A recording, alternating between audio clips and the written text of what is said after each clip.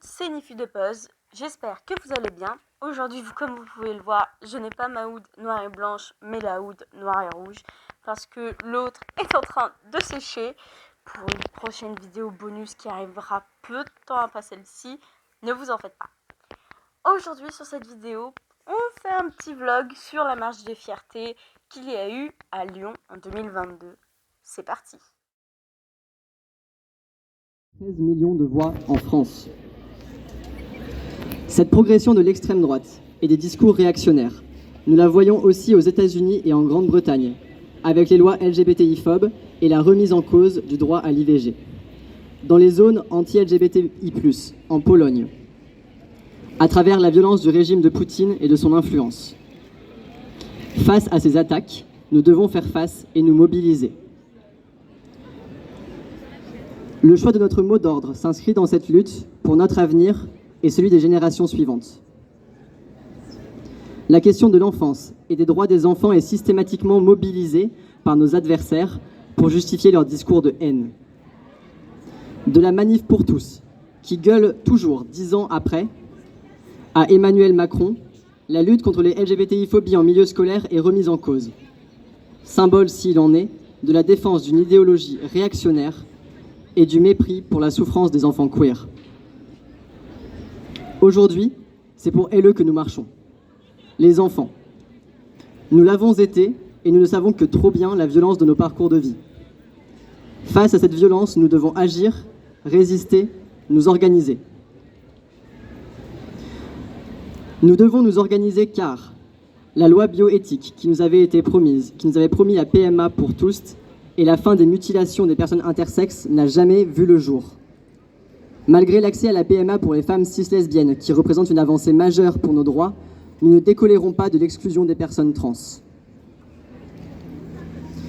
Nous devons nous organiser face à ce système qui empêche l'accès à l'autonomie et à une vie digne aux personnes handicapées et à nos aînés. Face au manque d'accessibilité, face à ces médecins qui nous font croire que nos corps et nos esprits sont malades et qui nous imposent des normes de genre et de genre, niant notre droit à l'autodétermination. Face au validisme, au racisme, à la transphobie, l'intersexophobie, la sérophobie, la putophobie, la grossophobie qui nous privent de soins vitaux. Face à la psychiatrie qui nous contraint et nous enferme. Face à la maltraitance dans les EHPAD et les institutions. Révolutionnons les pratiques, les enseignements et les moyens de notre système de santé.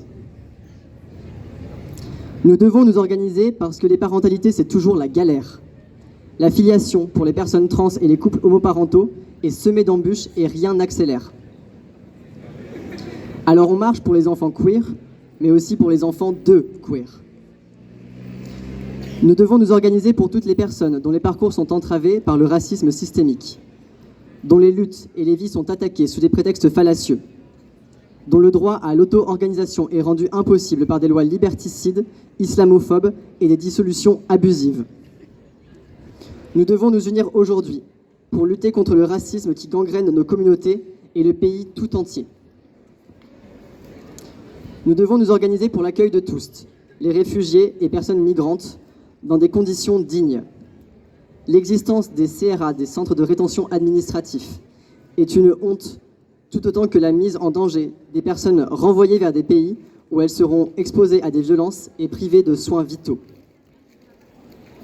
Nous devons nous organiser contre la régression sociale qui touche massivement nos communautés. Nous exigeons l'abrogation de la mention de sexe à l'état civil et de toutes les lois qui aggravent la précarité. La loi de pénalisation des clients et clientes de TDS, la réforme de l'assurance chômage, l'exploitation des personnes handicapées dans les ESAT, la retraite à 65 ans. À cet âge-là, les plus précaires seront déjà mortes. Nous devons nous organiser pour toutes les personnes trans, notamment mineures, dont les parcours sont entravés par les institutions médicales, civiles et judiciaires. Pour ces enfants trans, dont les vécus sont manipulés par les réactionnaires pour publier des tribunes et des livres dégoûtants. À qui les politiques de tous bords s'attaquent pour étaler leur transphobie. Il faut le dire, laissez vivre les enfants trans. Nous devons nous organiser pour les générations futures, À l'heure où nos ados se suicident encore dans les collèges et les lycées, c'est pour elles qu'il faut lutter. Quoi qu'il advienne demain et pendant les 5 prochaines années, organisons-nous. Pour que nos enfances ne riment plus avec violence, action et résistance.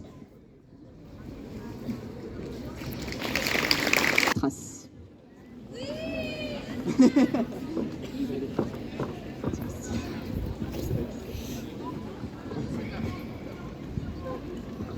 Bonjour, donc on est là aujourd'hui pour représenter le STRAS, le syndicat du travail sexuel. Salut.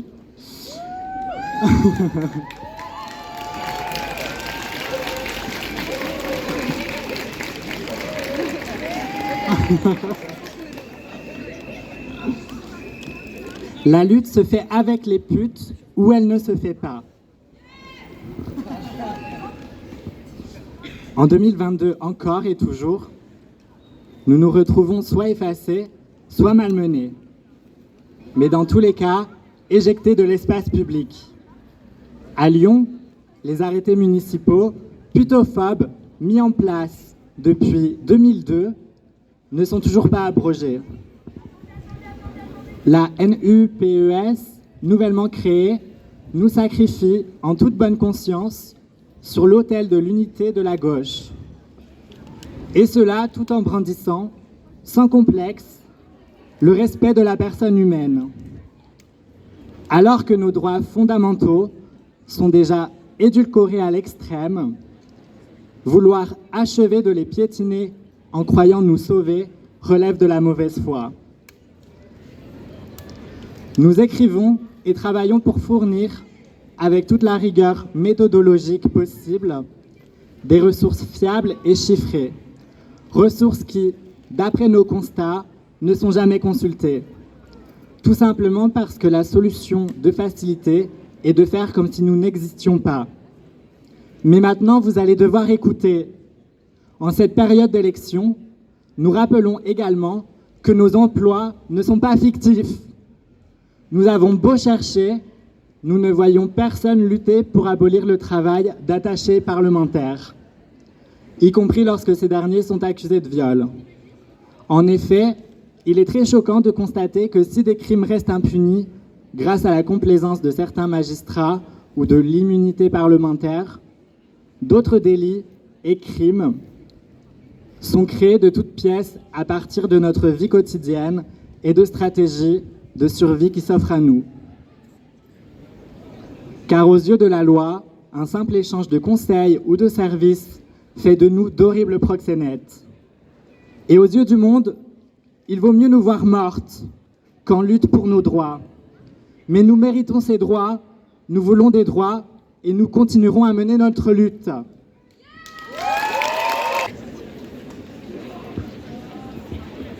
Marginal n'a pas pu être présente pour lire son discours. Du coup, c'est moi qui vais m'en occuper. À la base, c'était une réécriture de l'International, donc je suis censé le chanter, mais je vais vous épargner ça. Donc ce sera juste une lecture. L'International des folles. Ensemble, les cinglés de la terre. Ensemble, les forcés aux faux soins.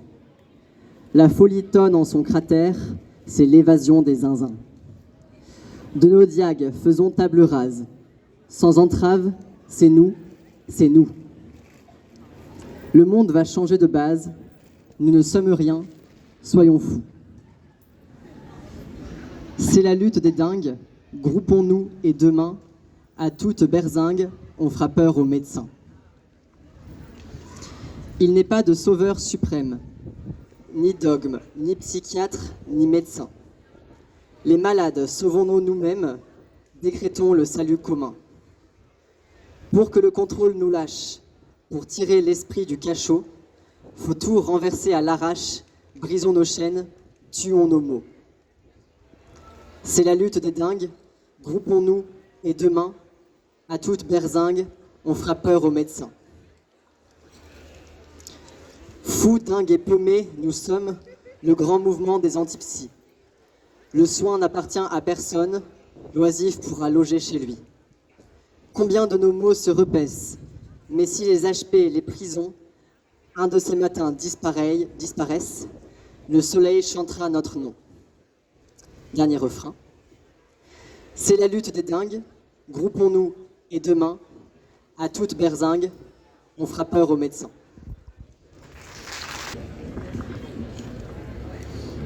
Il y a 15 jours, nous étions venus dans un square, face à un mur, sur lequel venait d'être vissée une plaque. Car oui, depuis 15 jours, un square de Lyon porte le nom de Marsha P. Johnson et rend hommage à son combat militant en tant que femme trans, en tant que femme racisée et en tant que travailleuse du sexe. Ce square est un écrin protecteur pour nos luttes, depuis Lyon et sa métropole, contre la haine. Aujourd'hui, nous voulons être toujours plus visibles pour affirmer nos droits, visibles pour affirmer notre hargne, visibles pour affirmer nos engagements, visibles pour porter nos actions. Pour que nos enfants ne riment plus avec violence, action et résistance est le mot d'ordre de notre marche 2022. En 2022, le rapport d'SOS Homophobie met malheureusement encore en avant une réalité, celle des difficultés intrafamiliales. De trop nombreuses jeunes ne se sentent pas en sécurité dans cette sphère qui devrait pourtant être protectrice. Comment se construire dans cet environnement? Comment s'affirmer dans un tel contexte? Comment être amoureuse et amoureux dans un espace injurieux? Comment être libre quand on perçoit ces violences? Comment s'épanouir quand on craint l'exclusion? Comment vivre son identité de genre quand on est méprisé par ses proches? Alors oui, nous, bénévoles d'SOS Homophobie, nous continuerons à intervenir, à aller à la rencontre des jeunes dans les établissements scolaires, pour les soutenir, pour que ces moments d'échange soient des espaces de liberté, de sécurité, des lieux de rencontre, de partage et de compréhension mutuelle, des temps de témoignage et d'écoute, pour qu'à leur tour, ils et elles œuvrent à un monde plus respectueux de singularité. Alors aujourd'hui, nous marchons.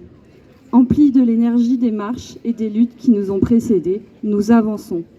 En mémoire de celles et ceux qui ont permis de faire avancer nos droits, nous luttons. Pour que les politiques comprennent que les interventions en milieu scolaire sont absolument nécessaires, nous martelons. Pour les enfants d'aujourd'hui, qui seront les LGBTQIA+ de demain, nous nous engageons. Pour les familles LGBT d'aujourd'hui, qui auront les enfants de demain, nous nous battons. Pour que les enfants trans aient un libre accès à leur destin, nous militons. Pour que les enfants intersexes ne subissent plus les mutilations de la dictature médicale, nous marchons. Nous marchons dans ces avenues, dans ces rues, dans ces ruelles, dans ces squares et dans ces parcs, comme autant de lieux dans lesquels il faut que la société, la législation avance afin que chacune et chacun soit libre pleinement. Il y a des murs pour porter nos messages, il y a nos voix pour les crier. Avançons ensemble et ouvrons la voie à un monde plus inclusif. Bonne marche des fiertés 2022. On va écouter maintenant l'association Jeunes Égaux Plus. Bonjour à toutes et tous, je m'appelle David Huberdeau et je représente l'association Égal Plus, Jeunes Égaux LGBT+. Nous sommes une association de jeunesse qui s'engage dans la lutte contre la LGBT-phobie dans les milieux collégiens, lycéens et étudiants. Nous remercions le collectif des Fiertés en lutte qui nous permet de nous exprimer pour l'ouverture de cette marche des Fiertés lyonnaises, édition 2022. Nous souhaitons vous remercier, vous, toutes et tous présents aujourd'hui. Un immense merci à toutes les associations participant à la marche d'être ici, d'être là, pour faire valoir nos droits, les défendre, mais surtout les faire évoluer. Étant une association consacrée à la jeunesse, thématique forte de cette marche 2022, il nous semblait important de mettre les jeunes en avant. Ainsi, il est de notre devoir de protéger, d'accompagner et de sensibiliser les élèves contre les discriminations LGBT-phobes. Nous pouvons saluer les multiples efforts faits par les associations qui œuvrent au quotidien et qui nous accompagnent aujourd'hui. Action extraordinaire, porteuse d'améliorations significatives. Merci à toutes celles et ceux qui s'engagent chaque jour pour défendre notre cause. Mais le combat ne s'arrête pas là. Certains rêvent de profit. Nous rêvons d'un monde meilleur. Nous rêvons d'un monde où un élève n'aurait pas à se cacher face à sa sexualité. Nous rêvons d'une société qui nous accepte quelle que soit notre identité de genre ou notre orientation sexuelle. Nous rêvons d'un monde où un collégien n'aurait pas à se faire tabasser car il en aime un autre. Nous rêvons d'un monde où une lycéenne ne doit pas changer de style vestimentaire pour se faire apprécier de son entourage. Nous rêvons d'un monde où étudier est synonyme de fierté, d'un monde où éducation est synonyme d'inclusion, de représentation et d'acceptation. Mais encore aujourd'hui, comme vous le savez, la réalité rattrape le rêve. Je ne vous donnerai que 2 chiffres durant ce discours, 63% et 81%. En milieu scolaire et étudiant, dans 63% des cas, les élèves sont agresseurs et dans 81% des cas, les élèves sont agressés. Les chiffres nous le montrent. Nous devons impérativement protéger, accompagner et sensibiliser notre jeunesse face aux LGBT-phobies. Je n'invente pas ces chiffres, ce sont les statistiques relevées par SOS Homophobie, fièrement présente parmi nous aujourd'hui, dans son dernier rapport du 17 mai 2022. Alors réveillons-nous, militons pour écrire notre monde futur. Mettons des actions concrètes en place, tous ensemble. N'est-ce pas le fondement d'une association que de travailler et de mettre nos forces en commun pour l'amélioration de notre société? J'ai envie de vous dire, la question elle est vite répondue. Pour notre association, le travail se construit au fil de nos actions et de nos partenariats. Nous partageons nos idées, construisons nos projets, communiquons avec les collégiens, lycéens et étudiants. C'est avec cette force de projet, d'idées et de motivation commune que l'homophobie reculera et ne sera plus qu'un mauvais cauchemar. Soyons riches et fiers de nos différences. Par cette marge et fierté, faisons triompher le vivre ensemble. Si vous aussi, vous croyez comme nous, alors rejoignez-nous. Égal plus, l'égalité des chances, l'équation de la réussite. Alors que nos rêves deviennent réalité, merci à toutes et tous de m'avoir écouté. Merci d'être présents aujourd'hui à nos côtés. Bonne marche et fierté. Il nous reste 3 discours. On va accueillir tout de suite Keep Smiling, une association de réduction des risques en milieu festif.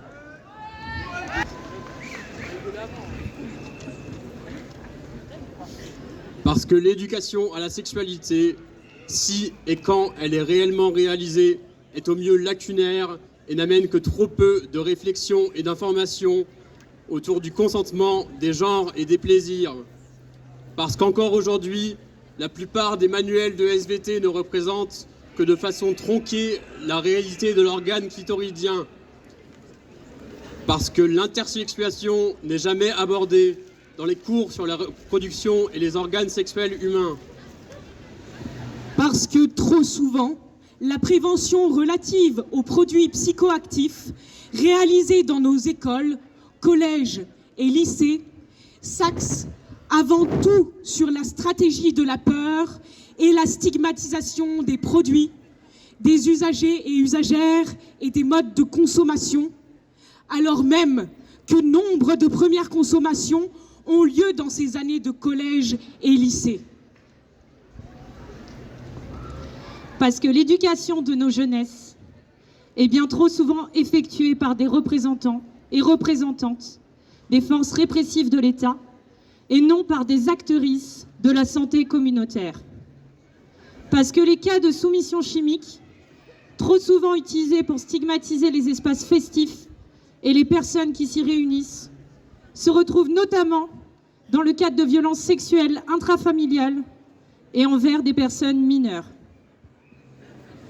Parce que le plan anti-GHB présenté par le gouvernement ne s'axe que sur la répression, stigmatisant les usagers et usagères récréatives et le mode de consommation par injection, complexifiant ainsi l'action des associations de réduction des risques et ne s'attaquant nullement au fond du problème de la soumission chimique. Parce que le manque d'information nuit à la santé.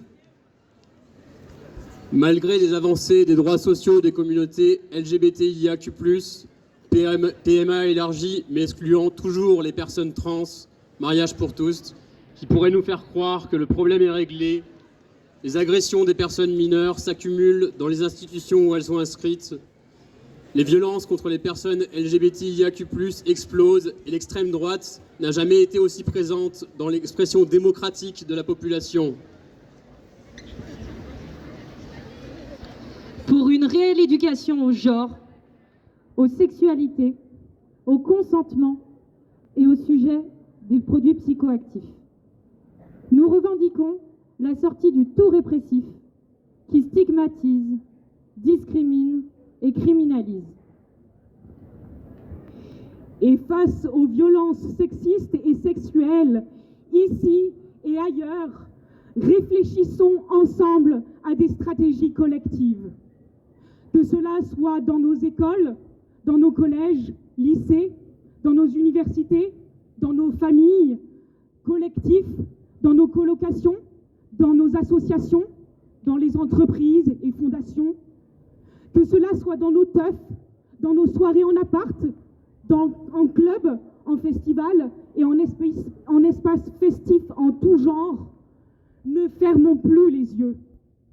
Acceptons que nous sommes potentiellement tous survivantes et survivants, potentiellement tous agresseurs et agresseuses. N'y voyons pas une fatalité, brisons ces tabous. Réfléchissons à nos actions passées, reconnaissons nos torts et remettons-nous en question. Refusons l'excuse de l'usage des produits psychoactifs qui justifieraient le harcèlement et les agressions. Formons-nous à l'écoute active, à l'accueil de témoignages et aux perspectives extrajudiciaires et collectives concernant ces violences sexistes et sexuelles. Pensons des solutions pour réduire ces risques dans nos soirées, publiques comme privées. Sortons du tout répressif et de l'exclusion systématique. Prenons soin des survivants et survivantes tout en respectant la dignité humaine des agresseurs et agresseuses. Car même si ce sont parfois des inconnus, il s'agit parfois aussi de nos amis, de nos alliés, de membres de nos communautés et parfois aussi de nous-mêmes. Aujourd'hui, nous marchons pour que nos enfances ne riment plus avec violence. Aujourd'hui, nous dansons pour nous exprimer contre les dominations. Pétards et fêtards de queer, on existe. Nos présences en teuf sont politiques. Aujourd'hui, nous tapons du pied sur le système. Plus avec violence, action et résistance.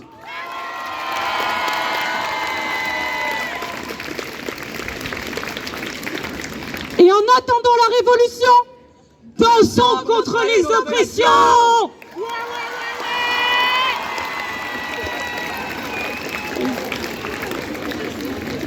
Difficile de faire mieux, mais faisons confiance à Amnesty International que nous accueillons maintenant. Je ne suis pas sûr de faire mieux. Donc, Amnesty International est un mouvement de défense des droits humains qui lutte contre toutes les formes de discrimination et notamment contre les discriminations dont sont victimes les personnes LGBTI+.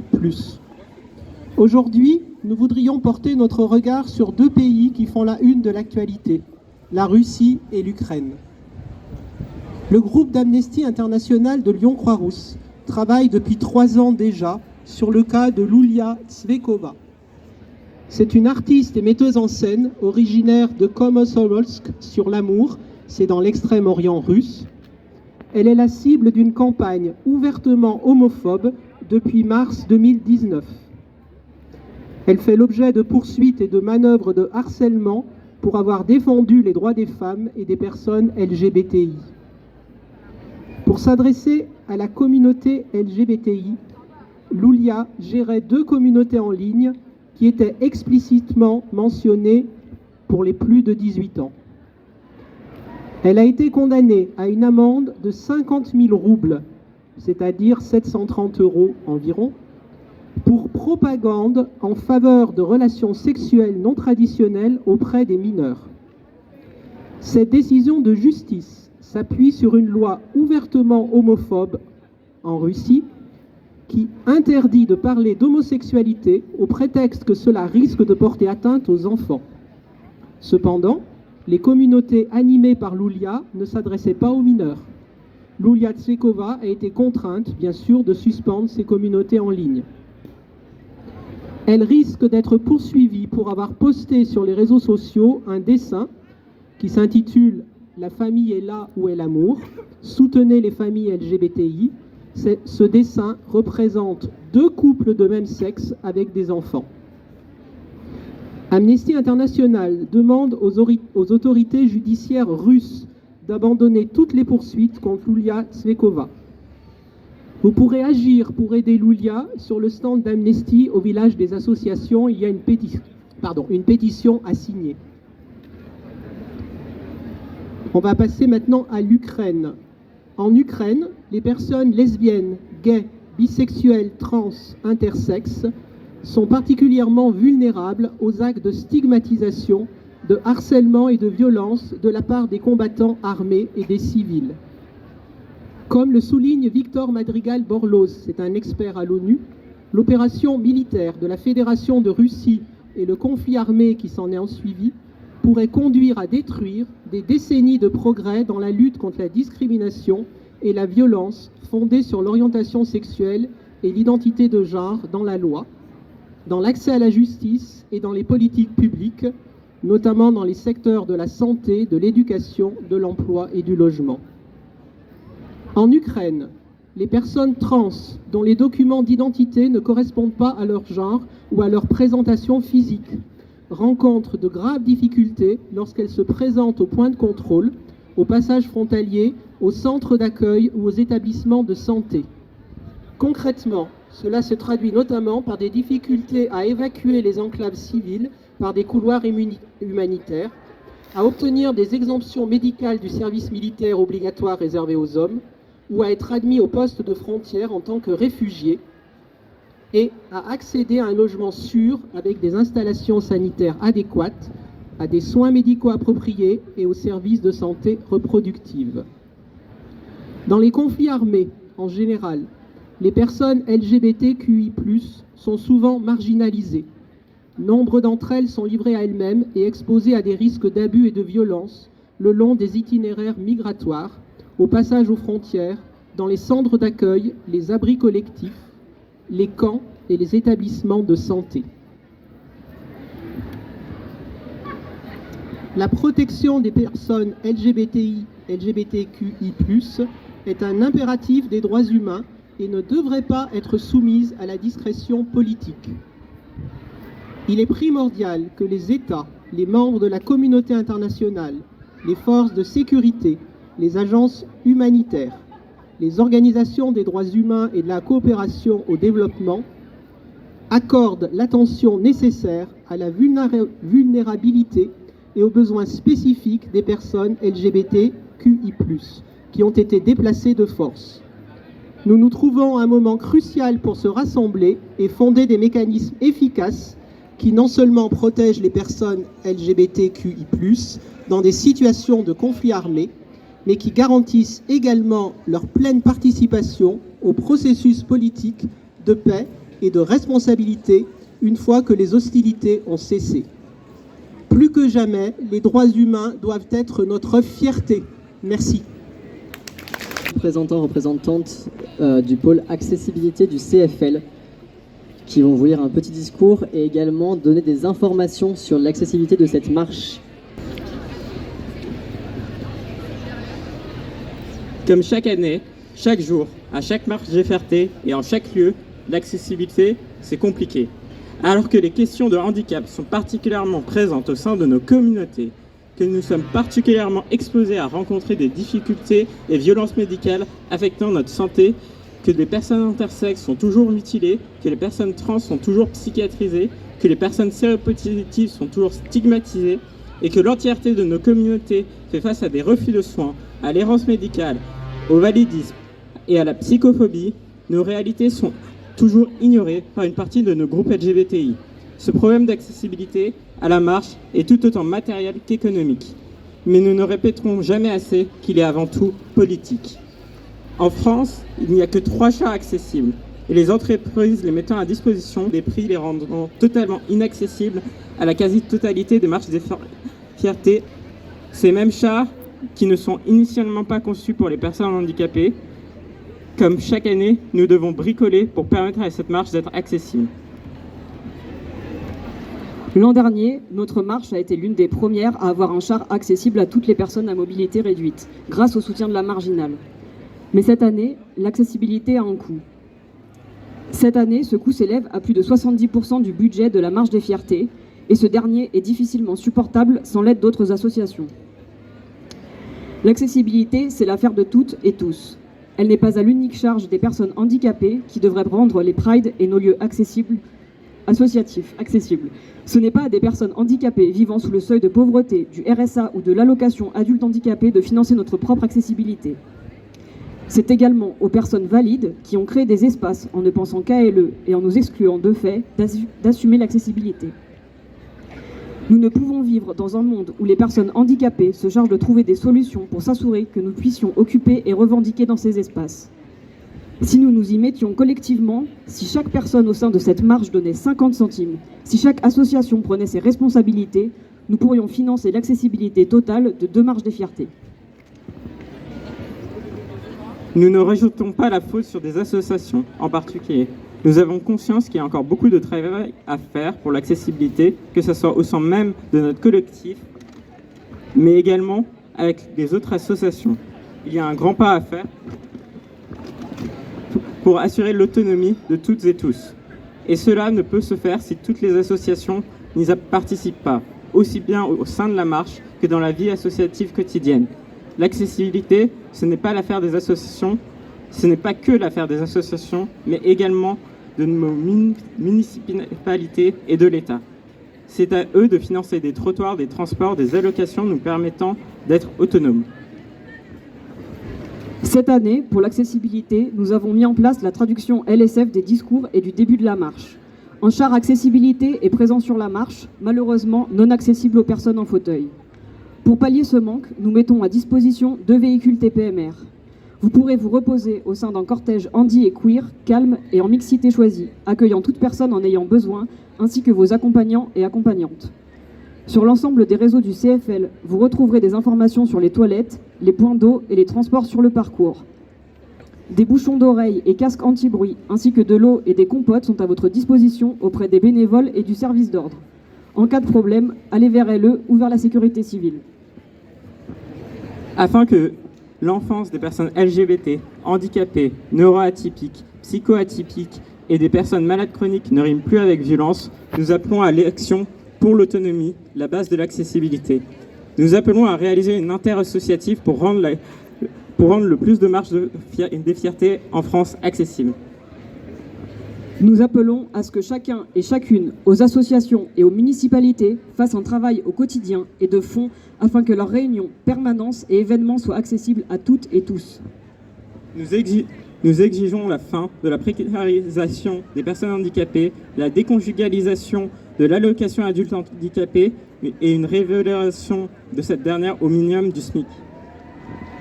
Nous exigeons la fin de l'exploitation des personnes handicapées dans les ESAT, où le droit du travail n'est même pas appliqué. Nous exigeons à ce que le fait d'être trans ou intersexe ne soit plus considéré comme une maladie. Nous exigeons la fin de l'enfermement systématique dans les hôpitaux psychiatriques ou autres structures médico-légales. Nous exigeons la fin des violences psychiatriques subies par toutes et tous, en particulier les personnes trans, mais également les personnes neuroatypiques et psychoatypiques. Nous exigeons la fin des violences médicales, notamment faites aux personnes intersexes, et que justice soit faite. Nous exigeons la fin de la maltraitance dans les EHPAD et de la violence systémique envers nos aînés dont l'orientation sexuelle et l'identité de genre sont reniées. Nous appelons à la fin des violences médicales et refus de soins que vivent les personnes séropositives, les personnes LGBTI et les personnes racisées. Nous exigeons des villes, des immeubles, des cabinets médicaux et des transports accessibles. Nous exigeons la fin des micro-agressions que subissent les personnes à mobilité réduite. Nous exigeons un effort financier de toutes et tous pour que chaque année, les prides soient accessibles. Alors cette année encore, marchons et roulons pour l'accessibilité au sein de nos communautés.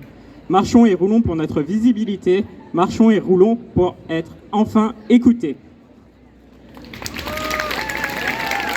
C'est la fin des discours, on a été très rapide. Tout comme l'année dernière, cette marche fut en non-mixité, c'est-à-dire qu'il y a eu plusieurs cortèges, des cortèges mixtes et des cortèges non mixtes. Je vais vous mettre ici le tableau de comment était le cortège. Moi, j'étais avec le cortège mixte. Il y avait derrière nous, si je me souviens bien, le cortège des queers racisés. Et devant nous, je crois que c'était SOS Homophobie ou d'autres associations, je ne sais plus, j'avoue, j'étais tellement dans l'ambiance. Chose à savoir, que vous soyez pour ou contre, vous pouvez donner vos avis. Je ne sais pas si je ferai un jour une vidéo sur est-ce que c'est bien ou mal, de toute façon, les marches non mixtes. Mais si un jour ça vous intéresse, que l'on discute en vidéo du pourquoi, du comment il y a des marches non mixtes, qu'est-ce qu'il y a de bien, qu'est-ce qu'il y a de mal là-dedans. N'hésitez pas à me le dire en commentaire en croisant les doigts que les commentaires ne soient pas supprimés. Je vous laisse aussi avec quelques vidéos et photos prises lors de la Pride.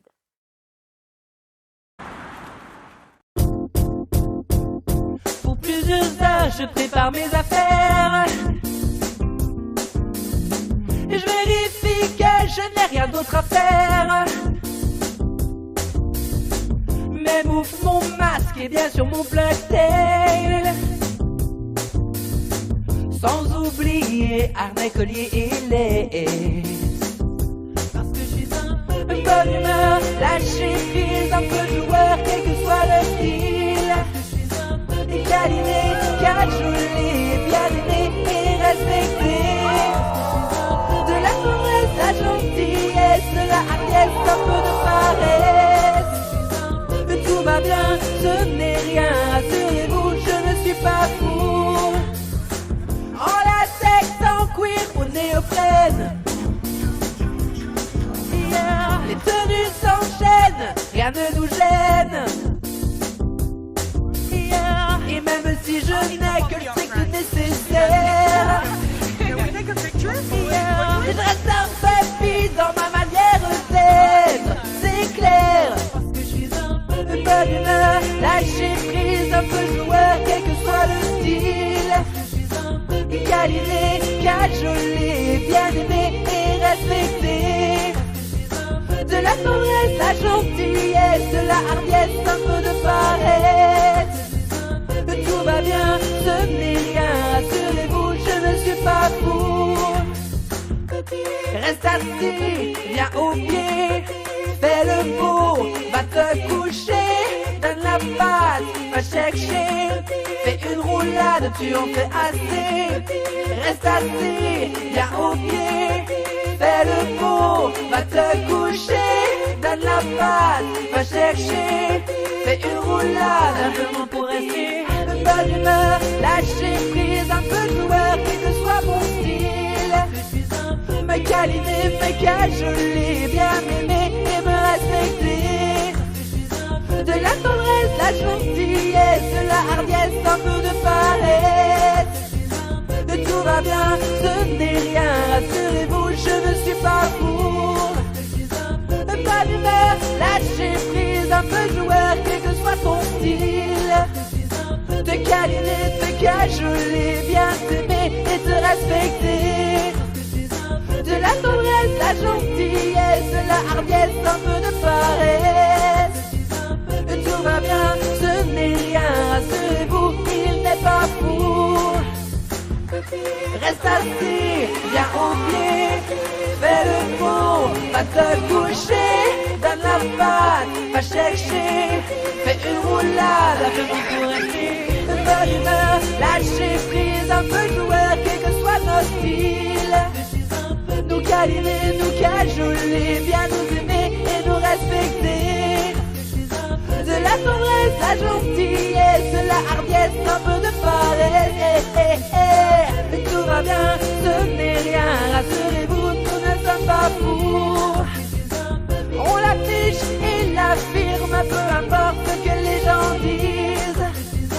Une pratique qui peut faire rire, mais qui rapproche, nous socialise.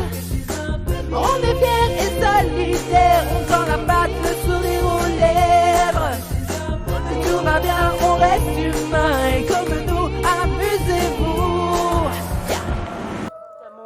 beaucoup plus de pupilles que à la Pride de Villeurbanne, excusez-moi, à la Pride de Valence. On était du coup beaucoup plus, comme vous avez pu le voir dans les vidéos et les photos. Ça fait toujours plaisir de voir autant de copchiens qui viennent de Paris, qui vivent à Lyon même, qui viennent de Valence, qui viennent de Grenoble, de partout dans la France. C'est super, c'est génial. Ça fait toujours plaisir de voir qu'on est toujours autant une communauté unie, soudée. Et franchement, c'était tip top. Il n'y a pas eu de problème. On a eu la grosse crainte, mais ça ce n'est pas que chez les puppies, c'était toute la communauté LGBT lors de cette marche. On avait peur pour les seringues. Je n'ai pas eu retour de personnes piquées, donc je croise les doigts et j'espère que personne n'a été piqué. En tout cas dans mes amis, personne ne l'a été, je ne l'ai pas été non plus et j'espère que personne ne l'a été. La seule chose de mauvais qui soit arrivé, c'est que lorsqu'on marchait, on était bientôt arrivé au parc de la Tête d'Or, quelqu'un d'un balcon nous a lancé un œuf, mais bon, on l'a plutôt bien pris, on a rigolé, on était en mode bon bah go faire une omelette, go faire des œufs au plat, certains disaient que c'était bon pour les cheveux, enfin bref, comme d'habitude, face aux haineux, la meilleure des réactions, c'est le rire, c'est le second degré et ne pas prendre ça au sérieux, faire next, suivant, on passe. On a continué à marcher, à danser, à chanter, à crier, c'était la fête. Donc, comme vous l'avez pu le voir, je n'avais pas de hood. Et là, vous vous demandez, mais Diffus de puzzle, pourquoi n'avais-tu pas ta hood? Tu es un puppy. Oui, les amis, je suis puppy, mais je suis aussi un handler. Pour ceux qui ont vu ma toute première vidéo, le puppy play selon moi, handler, ça signifie maître chien. Et du coup, j'étais dans ce que j'appelle me mettre en mode handler, c'est-à-dire que je n'ai pas de hood et que je porte des lentilles violettes comme ceci. Dans ce mode-là, du coup, je suis toujours puppy, hein. Moi je le suis toujours, mais je suis plus en mode handler, en mode je recadre, et là mes puppies du coup sont Foxy Night et Ficelle, qui sont mes deux puppies que j'ai depuis 1 an maintenant en tant que handler. Enfin Foxy depuis bientôt 1 an et Ficelle ça n'a pas vraiment de date, mais ça fait oui 1 an et demi, 2 ans presque. Donc voilà, donc j'étais plus en mode handler, mais ça ne m'a pas empêché de faire la course contre BO. Et même si c'est un malinois et que je suis un dalmatien à 3 pattes, j'ai gagné l'aller et le retour. Mais bon, soi-disant, j'aurais triché. Enfin, ah là là, les malinois, faut pas... Non, je rigole, aucun racisme entre races dans le puppy play. Sur ce les amis, copchiens ou non copchiens qui sont juste alliés et tout ça, j'espère que cette vidéo vous aura plu et on se retrouve à très bientôt pour la vidéo bonus. En tout cas, si vous regardez mes vidéos à l'heure et au moment de leur sortie. Sur ce, je vous souhaite une excellente journée, une excellente soirée et plein de grosses gratouilles et de bisous à vous tous.